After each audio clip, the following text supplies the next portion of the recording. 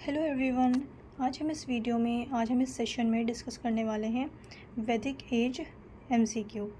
ये हमारी Indian history MCQ series है जिसमें हम बिल्कुल सीक्वेंस से चल रहे हैं। सीक्वेंस वाइज जो है क्वेश्चंस डिस्कस कर रहे हैं। हम हर टॉपिक सीक्वेंस से उठा रहे हैं। जैसे हमारी फर्स्ट वीडियो जो थी वो थी प्री हिस्टोरिक एरा पे। प्लेलिस्ट का लिंक आप लोगों को डिस्क्रिप्शन बॉक्स में मिल जाएगा, वहाँ से जाके आप लोग प्रैक्टिस कर सकते हैं। प्री हिस्टोरिक एरा थी first video. Then second video हमने डिस्कस किया है इंडस वैली सिविलाइजेशंस के इंपॉर्टेंट क्वेश्चंस। देन आज हमारी ये थर्ड वीडियो हिस्ट्री की वैदिक एज। तो यहाँ हम वैदिक एज से रिलेटेड इंपॉर्टेंट एमसीक्यू डिस्कस करने वाले हैं। वैदिक एज की अगर हम बात करें 1500 to 600 BCE टाइम था वैदिक एज का। इसमें से भी अगर हम वैदिक एज की बात करते हैं तो वैदिक एज को हम डिवाइड कर सकते हैं अर्ली वैदिक as and later Vedic as. Early वैदिक एज की अगर हम बात करें अर्ली वैदिक एज का जो टाइम काउंट किया जाता है वो किया जाता है 1500 BCE टू 1000 BCE। देन वहीं अगर हम लेटर वैदिक एज की बात करें तो letter Vedic as 1000 BCE to 600 BCE। ये तो बहुत बेसिक था। एंड यहाँ पे हम बहुत इंपॉर्टेंट क्वेश्चंस डिस्कस करने वाले हैं जो आपके अपकमिंग एग्जाम्स के लिए बहुत ज़्यादा इंपॉर्टेंट रहने वाले हैं। ये क्वेश्चंस काफ़ी सारे BCS एग्जाम्स हैं, कॉम्पिटिटिव एग्जाम्स हैं, एंट्रेंस एग्जाम अगर आपको कहीं का क्रैक करना है तो ये उसमें भी बहुत हेल्पफुल रहने वाली है वीडियो। यहाँ पे आज हम डिस्कस करेंगे वैदिक एज एमसीक्यूज़। इसी तरीके से हमारी Indian polity by Laxmikant MCQ series चल रही है चैनल पे। वहाँ ऑलरेडी 22 चैप्टर्स अपलोड कर दिए गए हैं। आप लोग वहाँ से जाके पॉलिटी की प्रैक्टिस कर सकते हैं। मैराथन सेशन भी 2 लिए हैं हमने, जिसमें बहुत इंपॉर्टेंट मिक्स क्वेश्चंस हमने वहाँ डिस्कस किए हैं। साइंस एंड टेक हो गया, इंटरनेशनल रिलेशंस है, इकोनॉमिक्स से इंपॉर्टेंट क्वेश्चंस हैं। जो 25 का बजट है हमारा इस साल का, वहाँ से क्वेश्चंस फ्रेम किए हैं। मैराथन वाली वीडियो बहुत ज़्यादा इंपॉर्टेंट है। अगर आप लोगों को वाकई प्रैक्टिस करनी है तो आप लोग मैराथन वीडियो भी जाके देख सकते हैं चैनल पे। डिस्क्रिप्शन बॉक्स में आप लोगों को लिंक मिल जाएगा। स्टार्ट करते हैं इस वीडियो को। आज हमारा फर्स्ट क्वेश्चन है, consider the following statements about the concept of kingship in early Vedic period. अगर हम किंगशिप की बात करते हैं अर्ली वैदिक पीरियड में, यहाँ पूछ रहे हैं इससे रिलेटेड हमने करेक्ट स्टेटमेंट्स बतानी है। यहाँ पे मैं एक चीज़ आपको क्लैरिफाई करूँ, अर्ली वैदिक एज जो है, अर्ली वैदिक as and later Vedic as, इन दोनों एजेस में बहुत ज़्यादा डिफरेंस है। और कैसा डिफरेंस है, अगर हम अर्ली वैदिक एज की बात करते हैं तो अर्ली वैदिक एज में हमें इक्वालिटी देखने को मिलती थी। मैन एंड वीमेन जो है वो इक्वल होते थे। देन अगर हम बात करें एजुकेशन की तो वीमेन को भी एक्सेस था एजुकेशन पे, मतलब वीमेन भी बहुत बड़ी बड़ी स्कॉलर्स रही हैं अर्ली वैदिक में। काफ़ी एग्जांपल्स हमारे पास, जैसे लोपामुद्रा है, घोषा हो गई, अपाला हैं, तो काफ़ी सारी जो है इंपॉर्टेंट सेंट्स गुजरी हैं। अर्ली वैदिक एज जो है ये बेसिकली अगर हम कह लें तो ये इक्वल सोसाइटी थी। यहाँ पे कोई कास्ट सिस्टम एग्जिस्ट नहीं करता था। अर्ली वैदिक एज की बात कर रहे हैं हम। अर्ली वैदिक एज में कोई कास्ट सिस्टम जैसी कोई चीज़ नहीं थी। देन ये जो 4 वर्णा सिस्टम आया है, ब्राह्मण, शूद्रा, क्षत्रिय, ये जो कास्ट सिस्टम है ये बेसिकली आया है कब, लेटर वैदिक एज में। लेटर वैदिक एज में ये सब स्टार्ट हुआ है। पहले जो डिवाइड होती थी सोसाइटी वो किसके ऊपर होती थी, ऑक्यूपेशन बेस्ड होती थी। ऑक्यूपेशन बेस्ड मतलब कि कोई किसी भी कैटेगरी में पैदा हो रहा है, बर्थ हो रही है किसी कहीं भी, अगर कोई टीचर बन रहा है, किसी को वेदा की नॉलेज, तो वो क्या हो जाएगा, वो ब्राह्मण कैटेगरी में हो जाएगा। अर्ली वैदिक एज में ऐसा होता था। अर्ली वैदिक एज में ऑक्यूपेशंस के हिसाब से सोसाइटी डिवाइड होती थी, ऑक्यूपेशन के बेसिस पे। बट लेटर वैदिक में इसको क्या कर दिया गया, इसको बिल्कुल हेरिडिटरी कर दिया गया कि जो जिस कास्ट में पैदा हो रहे हैं तो वो वही कहलाएगा। ये सारी चीज़ें जो चेंजेस आए हैं ये सब लेटर वैदिक एज में आए। फिर विमेन, ये सती सिस्टम जो स्टार्ट हुआ ये सब लेटर वैदिक एज में स्टार्ट हुआ है। यहाँ पे जो अगर हम अर्ली वैदिक एज की बात करते हैं तो ये अर्ली डेमोक्रेटिक सोसाइटी थी। यहाँ पे जो है स्टेटमेंट 1 है, यहाँ पे हमने अर्ली वैदिक से रिलेटेड बताना है कि किंगशिप कैसा था वहाँ पे। स्टेटमेंट 1 है, there is no mention of divine origin of kingship in the Rigveda. यहाँ पे स्टेटमेंट 1 जो है ये हमारी बिल्कुल करेक्ट हो जाती है कि कोई भी डिवाइन ओरिजिन की बात नहीं करता था। किंग जो होते थे उस टाइम पे, जो एल्डर होते थे, जो ट्राइब के एल्डर पीपल थे। अच्छा, एक और चीज़ कि अर्ली वैदिक एज जो थी, अर्ली वैदिक एज में पॉलिटी कैसी थी, ट्राइबल पॉलिटी थी। ट्राइबल पॉलिटी थी मतलब जो ट्राइब के हेड होते थे, यानी कि सबसे एल्डर पर्सन जो होते थे वो क्या होते थे, वो राजन होते थे, यानी कि वो हेड होते थे ट्राइब के। सो वो हेड करते थे ट्राइब को, और वो हेरिडिटरी नहीं था, ये सिस्टम हेरिडिटरी नहीं था। ठीक है, मतलब ऐसा नहीं कि राजा का बेटा राजा बनेगा, ये वाला सिस्टम अर्ली वैदिक एज में नहीं था। सो यहाँ पे वही चीज़ कह रहे हैं कि कोई no mention of divine origin, मतलब कोई भी ऐसा डिवाइन ओरिजिन वाला सिस्टम नहीं था कि राजा का बेटा राजा बनेगा।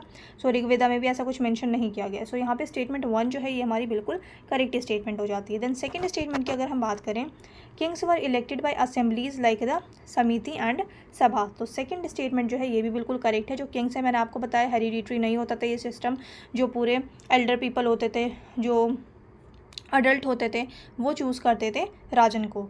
राजन मतलब जो किंग होता था। सो राजन वर्ड यूज़ किया जाता था, ज्येष्ठा वर्ड यूज़ किया जाता था किंग के लिए, प्रमुखा वर्ड यूज़ किया जाता था किंग के लिए। सो ये वर्ड्स, ये इंपॉर्टेंट टर्म्स जो हैं ये आपको पता होनी चाहिए, बहुत ज़्यादा इंपॉर्टेंट एग्जाम में पूछी जाती है। सो यहाँ पे समिति एंड सभा ये 2 बॉडीज़ थी अर्ली वैदिक एज में, और यही डिसाइड करते थे कि राजन कौन होगा। सो यहाँ पे सेकंड स्टेटमेंट हमारी बिल्कुल करेक्ट हो जाती है। थर्ड स्टेटमेंट है, rajan was assisted by officials like senani, gramani and पुरोहिता। सो यहाँ पे स्टेटमेंट 3 जो है ये भी बिल्कुल करेक्ट है। थर्ड स्टेटमेंट है, kings maintained large standing armies to suppress rebellions. So यहाँ पे फोर्थ स्टेटमेंट हमारी इनकरेक्ट हो जाती है, बिकॉज कोई भी स्टैंडिंग आर्मीज़ का कॉन्सेप्ट अर्ली वैदिक एज में तो हमें देखने को बिल्कुल भी नहीं मिलता है, क्योंकि वो ट्राइबल सोसाइटी थी। और इम्पॉर्टेंट चीज़ वहाँ पे क्या थी, इंपॉर्टेंट वहाँ पे लैंड नहीं होता था। अर्ली वैदिक एज में लैंड की कोई इंपॉर्टेंस नहीं थी। जो अर्ली वैदिक एज की अगर हम बात करें तो अर्ली वैदिक एज में कैटल्स बहुत ज़्यादा इंपॉर्टेंट होते थे। कैटल्स बहुत ज़्यादा इंपॉर्टेंट होते थे, मतलब जिसके पास जितनी ज़्यादा कैटल होती थी वो उतना ही ज़्यादा रिच पर्सन होता था। और जो वॉर्स हुई हैं अर्ली वैदिक एज में वो कैटल्स के लिए ही होती थी। सो ये भी आपको इंपॉर्टेंट फैक्ट याद रखना है। सो यहाँ पे फोर्थ स्टेटमेंट जो है ये इनकरेक्ट हो जाती है, हमने करेक्ट बतानी है। सो 1, 2 and 3 is the right answer. So option A जो हो जाएगा यहाँ पे हमारा करेक्ट आंसर हो जाएगा, 1, 2 and 3 only. The term vish during the Vedic period was use to denote. So vish term जो है ये वैदिक पीरियड में किस चीज़ के लिए यूज़ किया जाता था। सो the right answer is the largest political unit below जना। सो जो पॉलिटिकल यूनिट्स डिवाइड थे, विश, जना, कुलपति, ग्रामा, सो ये सारी जो एडमिनिस्ट्रेटिव यूनिट्स थी। सो विश बेसिकली एक एडमिनिस्ट्रेटिव यूनिट था, एक पॉलिटिकल यूनिट था बिलो जना। पहले जना था, फिर विश था, फिर ग्रामा था, फिर कुला था। सो ये सीक्वेंस था। जना एडमिनिस्टर्ड बाय जनपदा, विश जो होता था vish administered by vishpati, grama administered by gramani and kul administered by kulpati. और ये कुल जो होता था ये बेसिक यूनिट होता था, बिल्कुल ग्रास रूट लेवल पे यूनिट होता था, पॉलिटिकल यूनिट। सो ये पॉलिटिकल यूनिट था अर्ली वैदिक पीरियड में, जना, विश, देन ग्रामा एंड कुला। सो ये 4 जो थे ये एडमिनिस्ट्रेटिव यूनिट्स थे, उनमें से एक था विश। सो विश जो था ये सेकेंड नंबर पे था, यानी कि ये the right answer is A, the largest political unit below जना।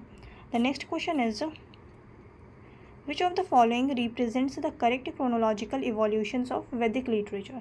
सो वैदिक लिटरेचर का हमने सीक्वेंस बताना है कि सबसे पहले कौन सा आया, देन कौन सा आया, स्टार्टिंग अर्लीस्ट से लेटेस्ट में बताना है। सबसे पहले कौन सा हुआ, देन उसके बाद क्या हुआ, उसके बाद क्या हुआ। सो हमने सीक्वेंस बताना है यहाँ पे।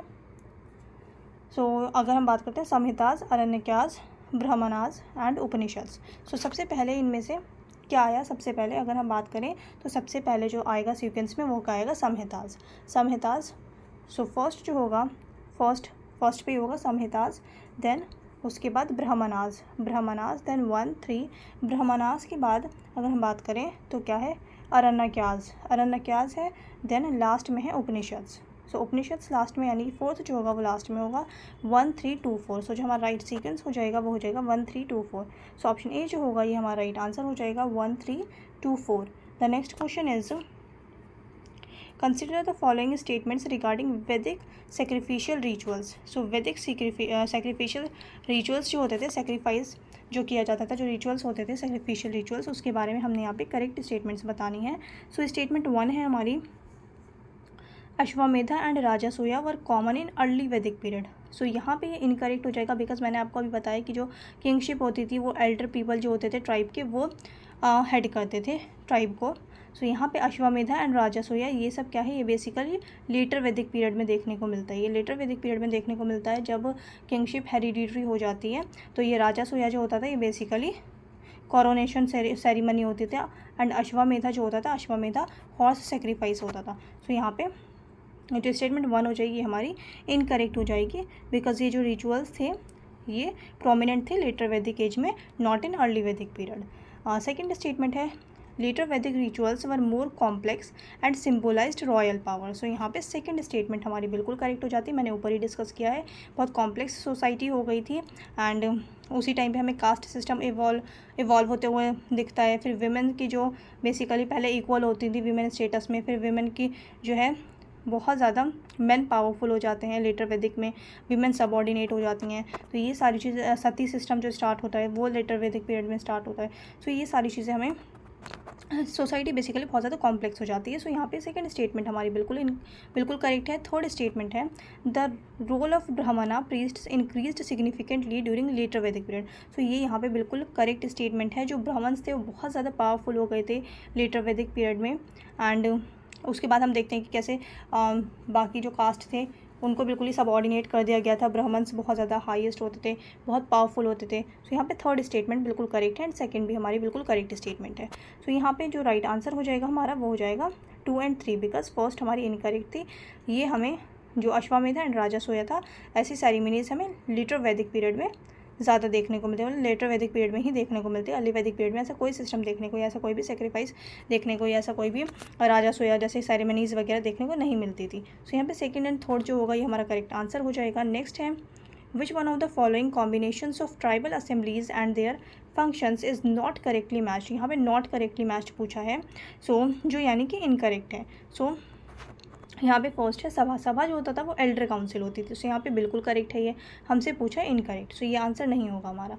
देन समिति। समिति की अगर हम बात करें तो ये इलेक्टिव असेंबली होती थी। सो यहाँ पे समिति जो है ये भी बिल्कुल करेक्ट है, ये एक इलेक्टिव असेंबली होती थी। देन थर्ड अगर हम बात करें विधाता। विधाता ये कल्चरल एंड रिलीजियस अफेयर्स यहाँ पे परफॉर्म किए जाते थे। सो ये भी बिल्कुल करेक्ट है विधाता। सो जना जो है यहाँ पे गना या जना military regiment of the king, नहीं ये बिल्कुल इनकरेक्ट है। ये जना जो है, जना बोलिए या फिर गना बोलिए, इसका मतलब होता था क्लैन या फिर ट्राइब। तो यहाँ पे डी जो हो जाएगा ये हमारा इनकरेक्ट हो जाएगा। ये कोई मिलिट्री रेजिमेंट नहीं होता था किंग का, ये क्लेन बोलते थे, क्लेन या फिर ट्राइब को जना बोला जाता था। सो यहाँ पे डी जो हो जाएगा ये हमारा करेक्ट आंसर हो जाएगा, बिकॉज हमने यहाँ पे इनकरेक्ट पेयर बताना था। फिर नेक्स्ट है the Nasadiya Sukta. Nasadiya Sukta reflects which philosophical concern in Rigvedic hymns. So Nasadiya Sukta जो है ये क्या रिफ्लेक्ट करता है, कौन सी फिलोसॉफिकल कंसर्न जो है ये ऋग्वेद हिम्स में रिफ्लेक्ट करता है नसादिया सुक्ता। सो अगर हम इसकी बात करें so the right answer is scepticism about creation and existence of gods. So इसके ऊपर बात की है ऋग्वेदिक हिम्स में, नसादिया सुक्ता में। तो यहाँ पे ऑप्शन सी जो हो जाएगा यहाँ पे हमारा राइट आंसर हो जाएगा। देन नेक्स्ट है consider the following pairs of Rigvedic rivers and their modern equivalents. So Rigvedic name rivers के यहाँ पे ऋग्वेदिक नेम्स दिए हैं एंड जो मॉडर्न नेम्स हैं वो दिए हैं। सो हमने यहाँ पे मैच करनी है। सो सिंधु जो है ये बहुत, सिंधु इंडस, सिंधु इंदु, तो इस तरीके से आप याद कर सकते हैं सिंधु इंडस। तो यहाँ पे ये बिल्कुल करेक्ट पेयर है। सो यहाँ पे फर्स्ट जो है ये बिल्कुल करेक्ट है। Then Vipasha, then Beas, Vipasha Beas. तो विपाशा की अगर हम बात करें सो यहाँ पे हमें क्या बताना है, जो इनकरेक्टली मैच है। ओके, सो यहाँ पे हमें क्वेश्चन क्या है कि जो इनकरेक्टली मैच है। तो सेकंड जो है वो बिल्कुल करेक्ट है। सेकंड जो है ये भी बिल्कुल करेक्ट है, विपाशा ब्यास। सो विपाशा ब्यास एंड विपाशा ऐसे करके याद कर लीजिएगा आप लोग। सो ये सेकंड पेयर भी बिल्कुल करेक्ट है और ये इंपॉर्टेंट हो जाता है, स्टेट पीसीएस में बहुत ज़्यादा पूछे जाते हैं ऐसे question. Then Askini and Yamuna. So ये इनकरेक्ट है हमारा, बिल्कुल इनकरेक्ट पेयर है। अस्किनी जो कहते थे वो कहते हैं चिनाब रिवर को। सो यहाँ पे आप लोग ऐसे याद कर सकते हैं, जो आपने छेना मिठाई खाई है, छेना स्वीट्स जो होती हैं। सो अगर आपसे कोई पूछता है कि आपको छेना मिठाई खानी है या नहीं खानी, छेना स्वीट्स, तो आप क्या बोलते हैं कि आस्क नहीं, आस्क नहीं मतलब पूछो नहीं, हमें सीधे दे दो, ठीक है। सो आप ऐसे करके याद कर सकते हैं। तो कुछ फ़नी फ़नी ट्रिक्स बना के याद करेंगे तो इजीली याद हो जाएंगी ऐसी चीज़ें। सो आप ऐसे याद कर सकते हैं कि छेना अगर आपको कोई देगा तो आप कहेंगे आस्क नहीं, जस्ट गिव मी, आस्क नहीं। सो आप ऐसे याद कर सकते हैं, आस्क नहीं छेना, आस्क नहीं चेनाब, आस्क नहीं चेनाब। सो ऐसे करके आप याद कर सकते हैं। सो यहाँ पे यमुना नहीं होगा, आस्क नहीं, यानी कि अस्किनी जो है ये चिनाब रिवर का ओल्डेस्ट नेम है या ऋग्वेदिक नेम है। सो ये आप लोग इस तरीके से याद कर सकते हैं। देन शुतूद्री सतलज। सो यहाँ पे फोर्थ जो है ये भी हमारा बिल्कुल करेक्ट है। सतलज रिवर जो है उसका जो ओल्डेस्ट नेम था ऋग्वेदिक नेम क्या था, शुतूद्री। तो यहाँ पे जो है हमारा जो इनकरेक्ट पेयर है वो क्या है, पेयर थ्री जो है ये हमारा इनकरेक्ट पेयर है। सो और एक और चीज़ कि यमुना रिवर जो है, यमुना रिवर ऋग्वैदिक टेक्स्ट में मेंशन नहीं की गई है। सो ये भी आपको याद रखना है। कितनी बार ऐसे क्वेश्चंस पूछ लेते हैं, आपको ऑप्शंस दे देंगे एंड पूछ लेंगे कि इनमें से ऋग्वेदा में कौन कौन से मेंशन की गई है रिवर्स। सो आपको याद रखना है यमुना रिवर जो है ये ऋग्वेदा में बिल्कुल भी मेंशन नहीं की गई है, नॉट मेंशन इन ऋग्वेदा। सो ये एक आप लोगों के लिए एलिमिनेशन मेथड में आपको यूज़ कर सकते हैं। अगर यमुना आ गया तो आप उसको एलिमिनेट कर सकते हैं। सो यहाँ पे हमने जो बताना था इनकरेक्ट बताना था। सो जो थर्ड था ये हमारा इनकरेक्ट था। सो the right answer is option 3। The next question is which of the following concepts does not appear in early वैदिक फेज। सो इनमें से कौन सा अर्ली वैदिक फेज का पार्ट नहीं है, ठीक है, ऑप्शन में। सो गौपति एज प्रोटेक्टर ऑफ काउज। सो ए जो है इसमें पूछें जो नहीं है, अर्ली वैदिक फेज़ का पार्ट नहीं है, कॉन्सेप्ट नहीं है अर्ली वैदिक फेज़ का, वो हमने बताना है। सो यहाँ पे अगर हम बात करें गोपति, सो गोपति जो है बिल्कुल करेक्ट है, ये अर्ली वैदिक में होता था। गौपति जो होते थे ये क्या होते थे, प्रोटेक्टर ऑफ काउस को क्या कहते थे, या फिर प्रोटेक्टर ऑफ कैटल्स जो होते थे उसको कहा जाता था गौपति। सो ये बिल्कुल करेक्ट है, ये एक फीचर है अर्ली वैदिक एज का। सो यहाँ पर ये आंसर नहीं होगा बिकॉज हमने नॉट बताना है। देन सेकंड अगर हम बात करें कैटल एज वेल्थ, सो ये मैंने ऊपर ही डिस्कस किया था। सबसे पहले हमने यही डिस्कस किया है कि अर्ली वैदिक एज में जो है कैटल बहुत ज़्यादा इंपॉर्टेंट होता था, लैंड जो है वो इम्पॉर्टेंट पार्ट नहीं था। लैंड जो है लेटर वैदिक पीरियड में इम्पॉर्टेंट होने लगा। सो कैटल एज वेल्थ होता था। सो ये भी जो है अर्ली वैदिक का एक इंपॉर्टेंट फीचर है, कैरेक्टरिस्टिक है। देन हेरिडिटरी वर्ना सिस्टम, सो ये मैंने आपको बताया था, ये सारी चीज़ें स्टार्ट हुई है लेटर वैदिक एज में, ये सब स्टार्ट हुई है। सो हमारा राइट आंसर जो हो जाएगा वो हो जाएगा option C, hereditary varna system, because हमने बताना था नॉट अ फीचर। सो यहाँ पे ऑप्शन सी जो हो जाएगा ये बिल्कुल करेक्ट हो जाएगा। देन 9th क्वेश्चन है हमारा, consider the following deities and match them to their thematic domain in Rigveda. So कौन से डीटी को, इनमें से कौन से डीटी जो है किस चीज़ के लिए है। सो यहाँ पे ये बहुत इजी क्वेश्चन है, आप लोग ऐसे कर भी सकते हैं। जैसे अग्नि किसे कहते हैं, फायर को कहते हैं। सो 1 का हो जाएगा बी, अग्नि कहते हैं फायर को। वहीं अगर हम वरुण करें बात तो वरुण किसे कहते हैं, वरुण जो होगा वो किससे रिलेट होता है, वरुण कॉस्मिक ऑर्डर। सो यहाँ पे जो है वरुण क्या हो जाएगा, कॉस्मिक ऑर्डर। सो 2 का जो हो जाएगा वो हो जाएगा हमारा डी।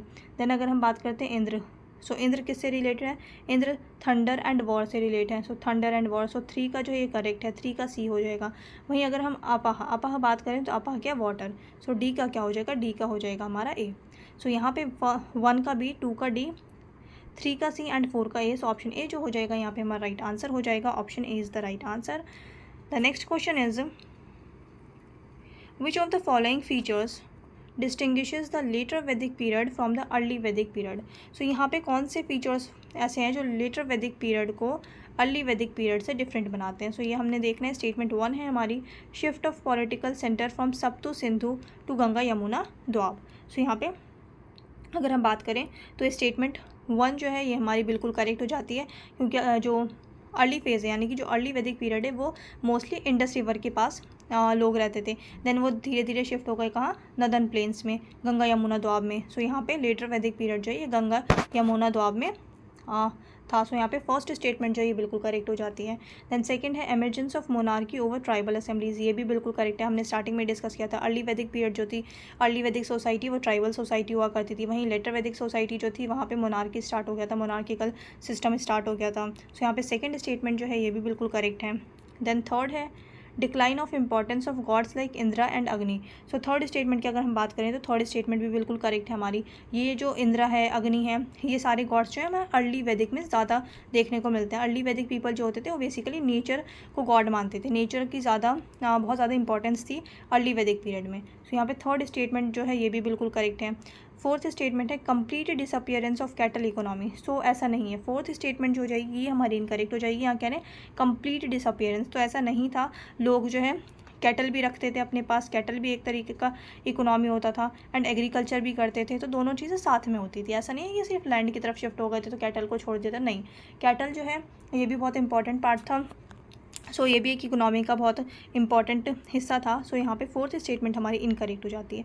हमसे करेक्ट पूछ रहे हैं 1, 2 एंड 3 जो हो जाएगा ये हमारा राइट आंसर हो जाएगा। सो ऑप्शन ए जो होगा यहाँ पे करेक्ट आंसर हो जाएगा। नेक्स्ट क्वेश्चन है यहाँ, which of the following Rigvedic hymns deals with the social origins of the 4 varnas through cosmic sacrifice. So कौन सी ऋग्वेदिक हिम्स है जो जिसमें सोशल ऑरिजिन्स बताए गए 4 वर्णास का। सो 4 वर्णास सिस्टम जो था उसके बारे में बताया गया है। सो ये कौन सी ऋग्वेदिक हिम है, हिम फॉर वर्णा ओरिजिन। सो यहाँ पे जो हमारा राइट आंसर हो जाएगा वो क्या हो जाएगा, पुरुषा सूक्ता। सो पुरुषा सूक्ता जो था इसमें बताया गया है 4 वर्णास के बारे में। सो जो 4 वर्णास के बारे में कौन से हिम में बताया गया, पुरुषा सूक्ता। सो पुरुषा सूक्ता इज द राइट आंसर। सो यहाँ पे ऑप्शन बी जो हो जाएगा ये राइट आंसर हो जाएगा, Purusha Sukta. The next question is, consider the following pairs of terms and their meanings in the Vedic context. So Vedic context में हमने मीनिंग बतानी है। यहाँ हमने क्या बताना, इनकरेक्टली मैच्ड। सो क्वेश्चन बहुत ध्यान से पढ़ना है आप लोगों ने एग्जाम में। सो यहाँ हमने इनकरेक्टली मैच बतानी है। सो गौपति, गौपति हमने ऊपर डिस्कस किया था, काउ प्रोटेक्टर को कहते थे या फिर कैटल प्रोटेक्टर को कहते थे। सो यहाँ पे जो स्टेटमेंट 1 है ये हमारा बिल्कुल करेक्ट हो जाएगा। देन सेकंड है bali voluntary tribal offering to the king. So ये जो है बिल्कुल करेक्ट है। बाली जो होता था बेसिकली एक टैक्स होता था, मतलब वॉलंटरी टैक्स कह सकते हैं हम इसको। ये कंपलसरी नहीं था, ये बेसिकली वॉलंटरी था, अपनी मर्ज़ी से लोग देते थे। ट्राइबल चीफ को गिफ्ट्स देना, किंग्स को गिफ्ट्स देना, तो उसे कहते थे बाली। सो यहाँ पे स्टेटमेंट 2 जो है ये हमारी बिल्कुल करेक्ट है। देन थर्ड है रीटा, रीटा क्या है, cosmic law and order. So cosmic law and order ये भी बिल्कुल करेक्ट है। रीटा क्या है, रीटा मतलब cosmic law and order. So third pair भी हमारा बिल्कुल करेक्ट है।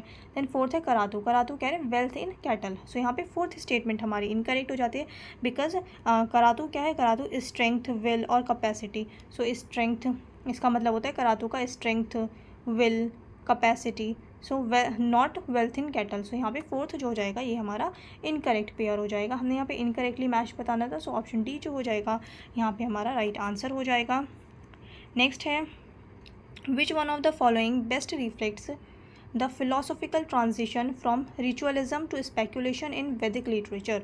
सो कौन सा इनमें से वो फिलोसॉफिकल ट्रांजिशन है जहाँ हमें रिचुअलिज्म से स्पेकुलेशन देखने को मिलता है वैदिक लिटरेचर में। सो यहाँ पे जो हमारा राइट आंसर होगा वो हो जाएगा हमारा अरण्यकास उपनिषद। सो अरण्यकास से उपनिषद। सो ऑप्शन सी जो होगा यहाँ पे राइट आंसर होगा। सो अब नेक्स्ट है, which of the following statements is और are correct about education in Vedic period. सो वैदिक पीरियड में अगर हम एजुकेशन की बात करते हैं तो उससे रिलेटेड हमने यहाँ पे करेक्ट स्टेटमेंट्स बतानी है। So gurukul system emphasised oral transmission of knowledge. So यहाँ पे स्टेटमेंट 1 हमारी बिल्कुल करेक्ट है। जो गुरुकुल सिस्टम होता था वहाँ पे ओरल ट्रांसमिशन होता था नॉलेज का। सो यहाँ पे बिल्कुल स्टेटमेंट 1 हमारी बिल्कुल करेक्ट है। Female education was completely forbidden. So ये हमारा बिल्कुल इनकरेक्ट हो जाता है। मैंने आपसे स्टार्टिंग में ही डिस्कस किया था कुछ फीमेल सेंट्स के, मैंने आपको नाम भी बताए थे जो अर्ली वैदिक विमेन सेंट्स गुजरी हैं, बहुत बड़ी बड़ी विमेन सेंट्स गुजरी हैं, जैसे अपाला, लोपामुद्रा हो गई, अपाला हो गई, घोषा हो गई, बहुत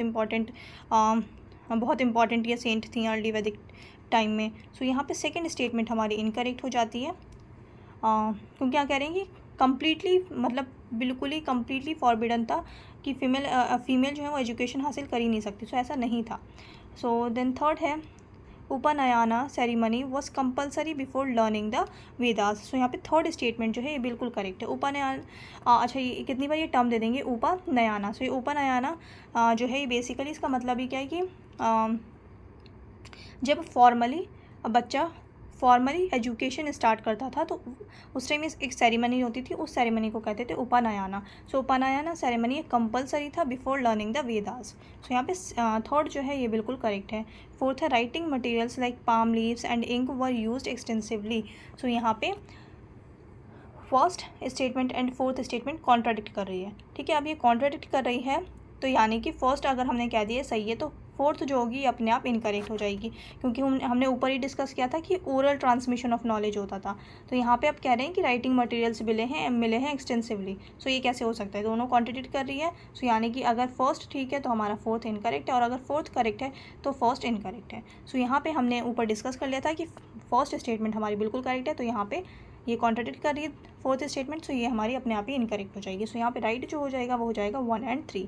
सो ऑप्शन ए जो हो जाएगा यहाँ पे 1 and 3 only is the right answer. Next है, what was the significance of the term purohita in Vedic society. So पुरोहिता term जो था इसका क्या इंपॉर्टेंस था, क्या सिग्निफिकेंस था। पुरोहिता किसे कहते थे, सो टैक्स कलेक्टर को कहते थे, no. King's chief bodyguard, no. So purohita basically कौन होते थे, chief priest and adviser to king. So option D जो हो जाएगा यहाँ पे राइट आंसर हो जाएगा, chief priest and adviser to king.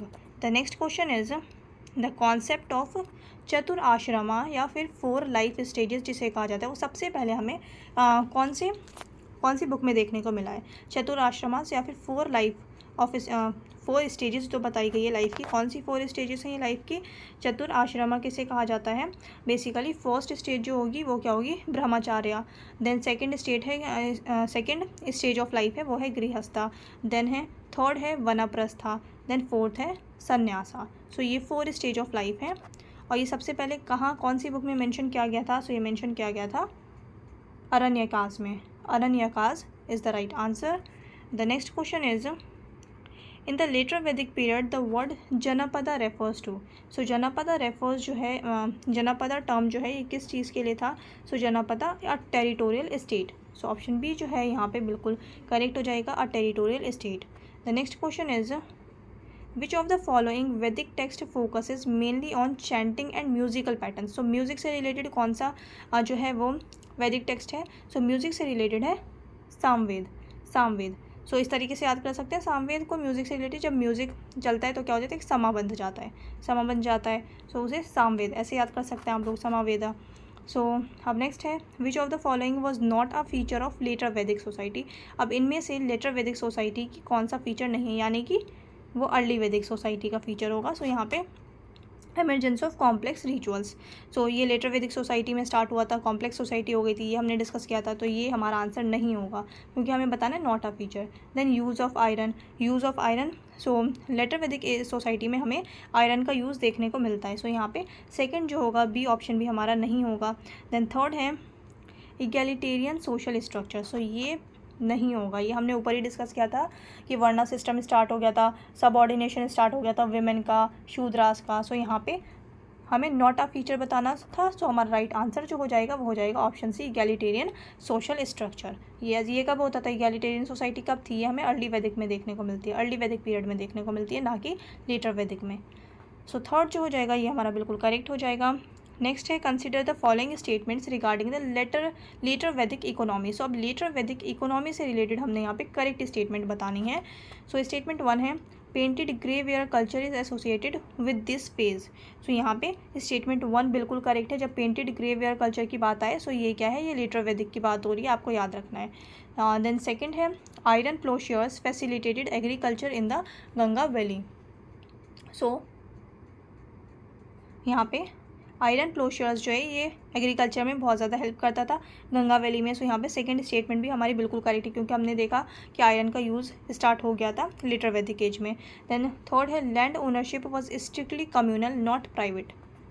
So third statement हमारी ये इनकरेक्ट हो जाती है, लैंड ओनरशिप जो थी वो बेसिकली प्राइवेट हुआ करती थी। सो यहाँ पे 1 and 2 जो हो जाएगा ये हमारा करेक्ट आंसर हो जाएगा। सो option A is the right answer. The next question is, which philosophical idea begins to emerge later Vedic text, particularly the Upanishads। सो कौन सा philosophical idea है जो emerge हुआ है later Vedic text में, स्पेशली अगर हम बात करें तो उपनिषद्स में। सो यहाँ पे जो हमारा करेक्ट आंसर है वो क्या हो जाएगा, concept of samsara and moksha. So option A is the right answer. The next question is, the shift from nomadic pastoralism to settled agriculture begin during which period of Vedic age. So कौन से period में start हो गया था ये, letter वैदिक में। सो letter ऋग्वैदिक। सो option B जो हो जाएगा यहाँ पे राइट आंसर हो जाएगा। नेक्स्ट है, which of the following correctly shows the decline in importance of Rigvedic deities in later वैदिक पीरियड। सो इनमें से क्या शो कर रहा है, decline in importance of Rigvedic deities in later वैदिक पीरियड में। So the right answer is Indra Vishnu.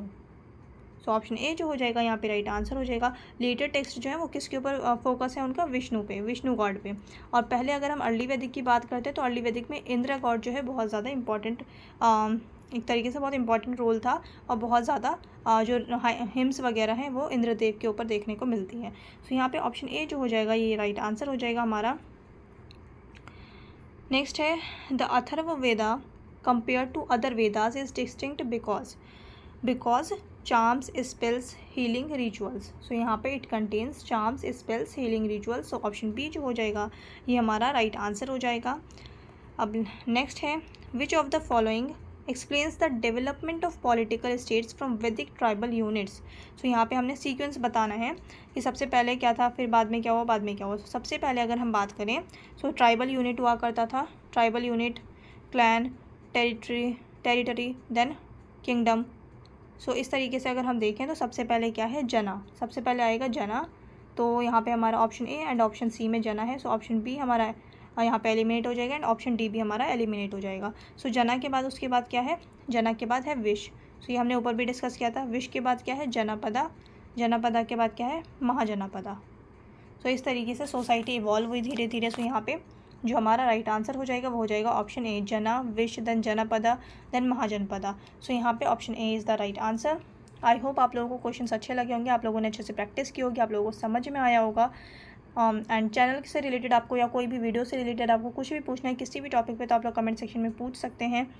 Channel पे नए हैं तो चैनल को सब्सक्राइब कर लें, वीडियो अच्छी लगी तो वीडियो को लाइक कर दें। अब मिलते हैं नेक्स्ट सेशन में।